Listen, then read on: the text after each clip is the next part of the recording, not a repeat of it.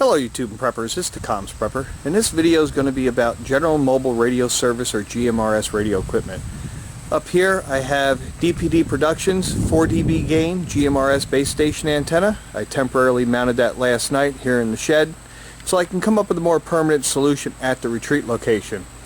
We're going to walk into the shed and show you some of the equipment we have set up in there. I also have a camera person to help me out today.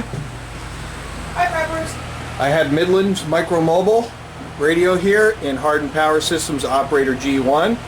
Above that you'll see a new piece of equipment, compliments of Midland Corporation. They were kind enough to send out 2 sets of handhelds, and there we're looking at the X-Talker handheld radio.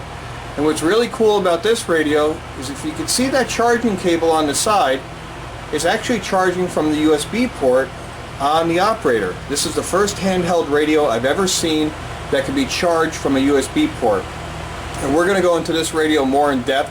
Midland was also kind enough to send 2 of their Gxt Series radios. They're a higher power radio. We have them here. And after we get done talking about the antenna, we'll move this equipment out to the picnic table where it's really hot and you can get a better view, and we'll talk about some of the features. But I'd like to say thank you to Midland Corporation for sending these out. They're really cool radios. And the GMRS radio service is a great option for those folks who don't want to get an amateur radio license but are still looking to add radio communications to their emergency preparedness plans.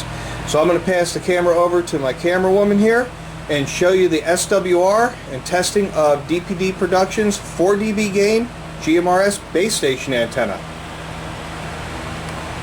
Okay, I have my camera woman here looking at the equipment. Up top I have MFJ's 883 SWR meter. I have it connected to the operator. The RF connection here goes to the back of the Midland Micro Mobile. So I don't exceed the expected radiated power limitations set by the FCC.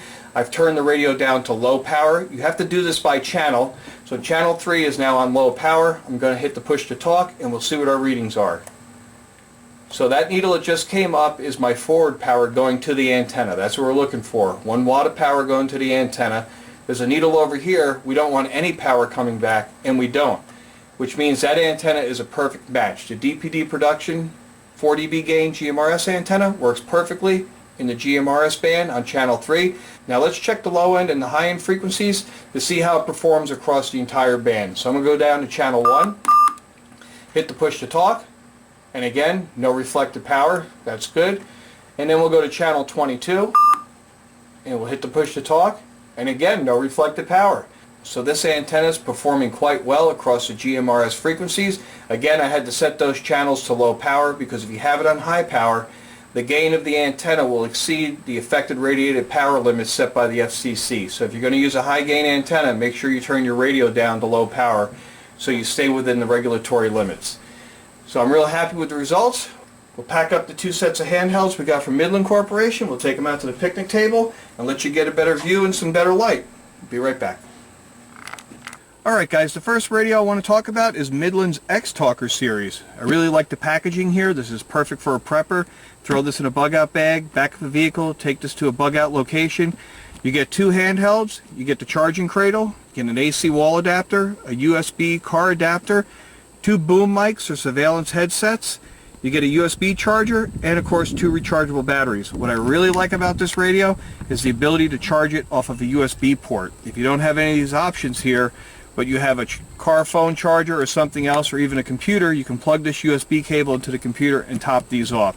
It's a really neat radio and has really neat packaging. Another nice feature about the Midland radio is the ability to turn off all the courtesy beeps that you get with the cheaper bubble pack radios that you have at the end of your transmissions. So with the Midland radio you can turn that off so you don't have to hear that each time somebody's talking. I'll go ahead and open up the package here and show you what's inside. I really do like this case. So you have a padded protective case, you get your 2 walkie-talkie radios, you get your charging cradle with the USB connection on the back. Sorry about the mess, I've already let the kids play with this. You get 2 boom mics, which is really nice, especially for us when we ride around on the 4-wheeler. Here's the other boom mic. So there's 2 USB cables. 1 USB cable goes with the cradle. 1 USB cable can be used with the car adapter or just directly into another USB device like I had it on the operator. And you have your handhelds here. The USB charging cables on the side. Radio feels good in the hand. Looked up the specs online, looking up the FCC ID number, and I believe the affected radiated power coming out of this radio is a 1/2 watt. So it's a little bit higher than most FRS radios, but not the highest power radio Midland has, but it's still a very nice package, perfect for a bug out location or just bugging out in general. Kids were using this all weekend and they didn't even break them or scratch them. So they still look good for the video making here. I'll go ahead and package this up here and we'll bring out the other radios. Alright, the second set of radios I want to introduce to you guys here on the channel are Midland's G Xt Series, or the Extra Talk radios. These are the radios here. But before I get into these radios, I want to mention something that I forgot when introducing the other radios. On this charging cradle for these radios, you have two LED lights that let you know what the state of charge is as you're charging the radios.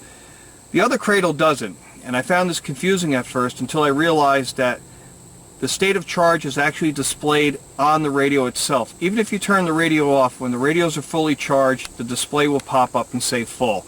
So don't be discouraged if you don't see LED lights here. The charging status is actually displayed on the face of the radio. It's actually a pretty neat way of doing it, but I wanted to let you guys know about that because that confused me at first. So we'll put that over in the other pile. The GXT radios here, these are a higher power radio. I looked up their FCC ID number online, and the affected radiated power coming off the antenna is around 3.5 watts. And I'll put a link down below where I did a video to show you how to look up an FCC ID number to look at the test report for different radios. This set of radios comes with rechargeable batteries. You get 2 sets of boom mics or surveillance kits here. You get a charging cradle with a power supply to connect to an AC source. And then they also provide a 12-volt adapter to hook to the back of the charging cradle. So if you're running mobile with this, you can hook this up into your cigarette lighter and still charge your radios on the road. These radios have really performed quite well. The kids were playing with the other radios yesterday. I took these radios down in town. Actually, got a little bit of a story here. I took one of the comms prepper helpers yesterday to go take her FCC exam for her amateur radio license. So we now have a new technician class FCC license holder in the family. And on the way back from the exam session, as we rolled across all the ridge lines coming back out to West Virginia, we were able to use these radios here to communicate back to the retreat location and talk to the Midland Micro Mobile. WQRC 895 base camp, this is mobile. How copy? Mobile, this is base camp. I have you loud and clear. Alright, we picked up macaroni salad, coleslaw, potato salad, and 2 bags of chips for the event today. Is there anything else I should get before I come up on the mountain? Negative. I think we have everything else up here. Thanks for picking that up. Alright, I'll see you up on the mountain in a few minutes. Mobile out. Very good. Base camp out. So these radios did perform quite well with the Midland Micro Mobile and DPD Productions antenna. So we'll be seeing more of these radios here on the channel, but I wanted to take a moment to introduce them to you. I think Midland really hit the nail on the head with these 2 packages. I really like the boom mics that come with it. I like the fact that I can go in and turn off the courtesy tones. I like the fact that I can get a higher power option, and I also like the fact I can get a total package with 2 radios in a protective package that I can throw in a bug out bag or stash at a bug out location and have some extra handhelds, especially for my family and friends who don't want to get an amateur radio license but are still looking to add radio communications to their emergency preparedness plan. Another bit of news I'd like to share is I got an answer back from the FCC with regards to simplex repeating on the general mobile radio service. And the answer from the FCC is simplex repeaters are not permitted in the general mobile radio service. So my plans to make a video on simplex repeaters is dead on arrival. We won't be doing that. I got written confirmation from the FCC that you're not allowed to do simplex repeating with GMRS radios. So as always, thank you for watching my videos and subscribing to my channel. This has been the Comms Prepper, introducing some great GMRS radio equipment, great antenna, hardened power systems operator, and Midland's suite of GMRS radios. Really do provide a viable communications plan for getting your preps ready. Thanks for watching.